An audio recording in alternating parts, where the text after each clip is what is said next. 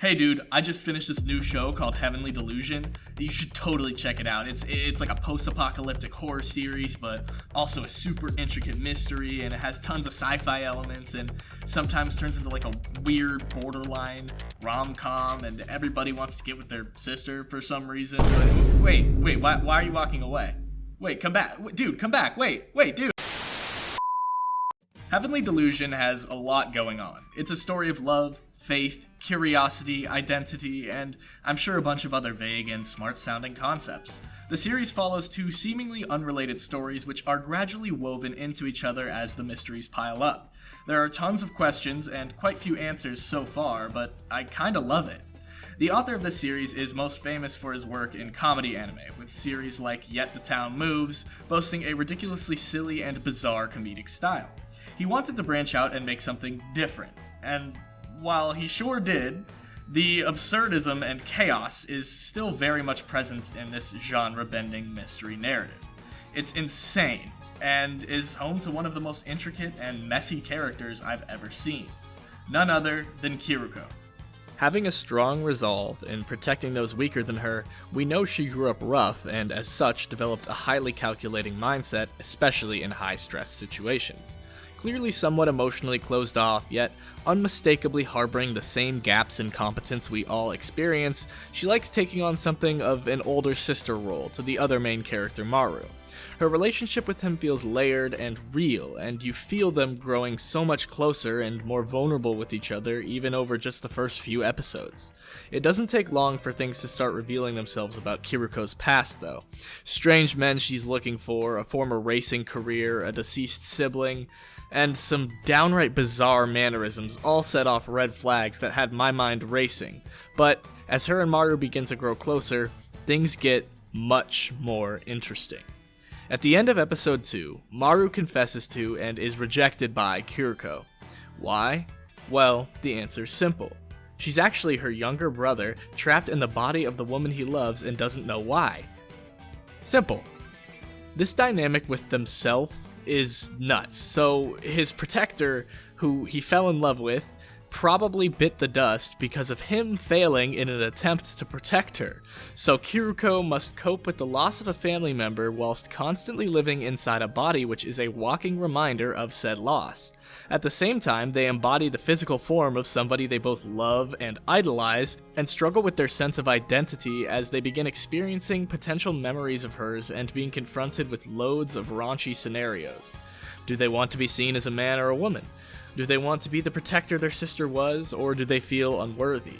The constant experience of living in her body must be an eternal reminder both of their shortcomings as well as their values and aspirations.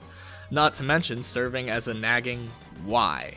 Why did this happen? Why am I like this? Why am I low-key looking at bro a little different now that I'm a girl? I'm still me, right?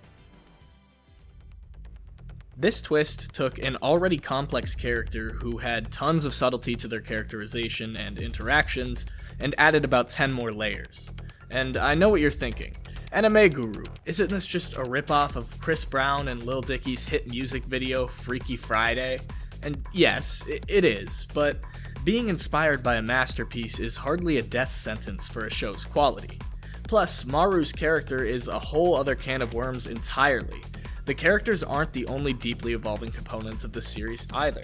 This show's strategy of starting complex and then just diving down even more of a rabbit hole with new and branching mysteries almost every episode is one of the coolest and admittedly most divisive aspects of the show, but holy crap, I felt motivated to solve mysteries the entire way through. This series piqued my curiosity in a way few others have, with its uniquely ominous tone, and then mocked me for it. What I mean by this series mocked me is this. One of the plots follows a school which is probably a safe haven within the apocalyptic wastelands. The darn curiosity of man, though, is always messing everything up, and they scramble around looking for the outside of outside. What next? Well, the way the show puts it, I guess the only thing left to do is to keep finding the outside of that outside, over and over again until there's nothing left. Maybe humanity reached its limit with its own curiosity, and that's why there's an apocalypse in the first place. Who knows? But this show certainly emphasizes the journey over the actual goals and curiosities of these characters. In fact, these characters are sometimes horribly and suddenly wounded once they finally reach their goals. So when this show has you inevitably pondering deep, scary questions of the human experience, it makes fun of you by reminding you that the answers are probably more unsettling than the questions. Hence the title, A Heavenly Delusion. A delusion that there may be some sort of heavenly cure or light at the end of the tunnel. This show seeks to remind the viewer that most of what we search for is merely for the sake of searching, not any true end goal. One of the main concepts explored is that of love and how it's manipulated by its surroundings.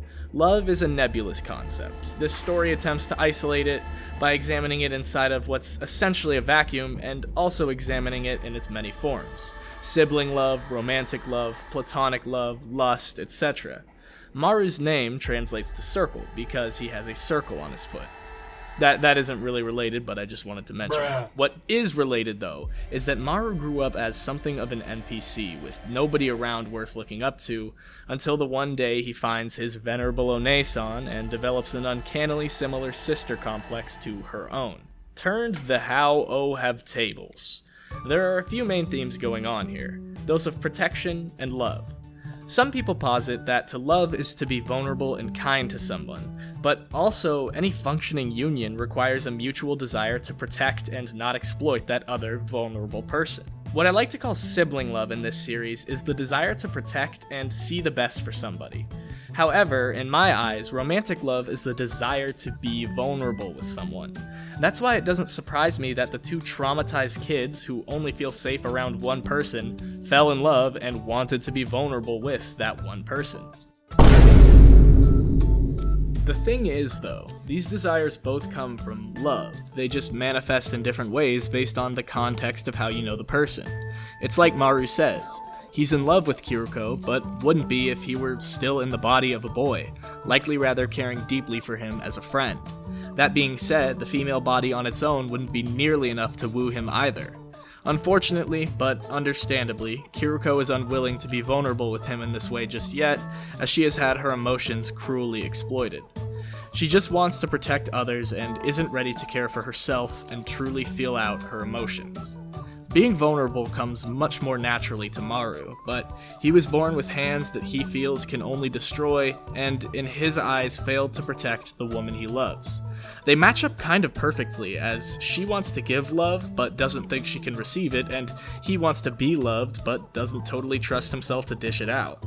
Love is an incredibly vague concept, and people have debated it for years, but it appears to be a deeply personal bond, greatly influenced by individuals and their circumstances in relation to each other. Love can be distorted, though, especially as you get more and more detached from its personal origin. Hell, the entire Usami Clinic arc is a nice explanation of how misconceptions can cause love and positive interactions to turn sour and violent really fast.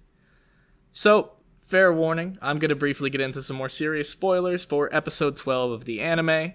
Skip to the timestamp or whatever if you feel like skipping that, but it'll take you to just about the end of the video. Rest assured, I have something extremely important to say to potential new viewers there, so please check out that timestamp.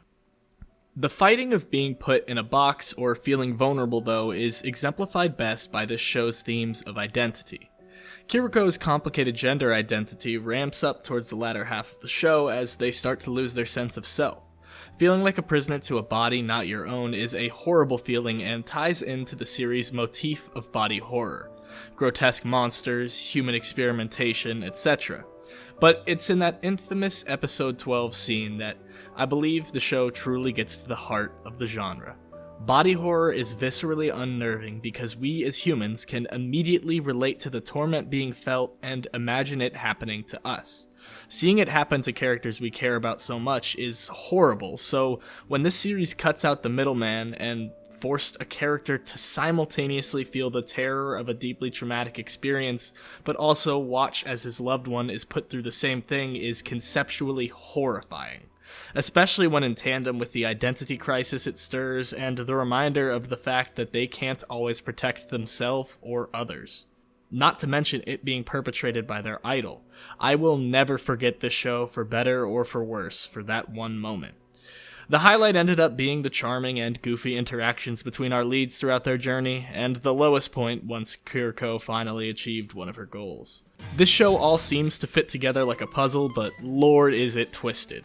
So twisted actually that it's like a giant, mutated, Lovecraftian monster of a story. Alright, well maybe I shouldn't go that far, but at the end of the day, Heavenly Delusion needs a second season and more than just a second video to explain fully with any sort of finality. I haven't even mentioned the breathtaking visuals, aside from that one episode, or my hangups with the comedic stylings of its middle section, or tons of other stuff like my theories and my analysis of how it effectively establishes and changes tones, my love letter to Kiruko, the list goes on and on. But this series has infected me with the curiosity bug pretty bad, and I think I might just end up reading the manga. I think I also might just ask you to like and subscribe if you enjoyed the video. And I think I might just shout out my stunning and badass patrons as well. B, Sumgoon, Trey, Hermit's Nook, Artemis Locke, Karta, and Funky Boy Haas. Thank you all so much for supporting me. This top 10 anime of 2020 video is going to be a long time coming, but I'm super excited about it. Have a good day, guys. Subscribe if you liked the video. Alright, you guys can go ahead and click off now. Why are you guys still here? There's nothing to see, guys. Bye-bye. Have a good...